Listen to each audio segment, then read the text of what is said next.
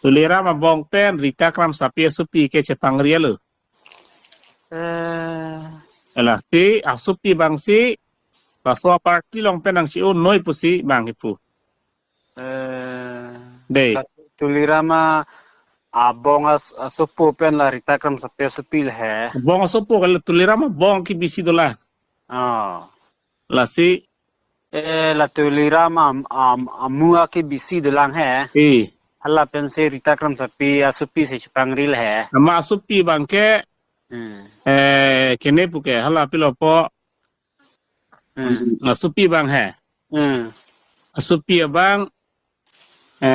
nang sulok ke la so party pen ci o noi ako claim ajar claim non noi pusi asupi si ki puke kinabo chini la masih rato mana so message anu ten tapi noi la dei leket ate tulirama nahang dun elo puke pangriat masih nahang dun lo ha lala pen la season mandet le di ala batai se ni litum dak batai se la dang ni litum chinthong along ha ala women wenga nang eseng cheng hot am ser along ewang matila hala sota nilitum sisi ben se la presiden saho jayu gari pen tren along tiket katido nang langanta jo la son matidi sekai siso nang spei la se wang nang son mani pun ni tinggal se ben se chipule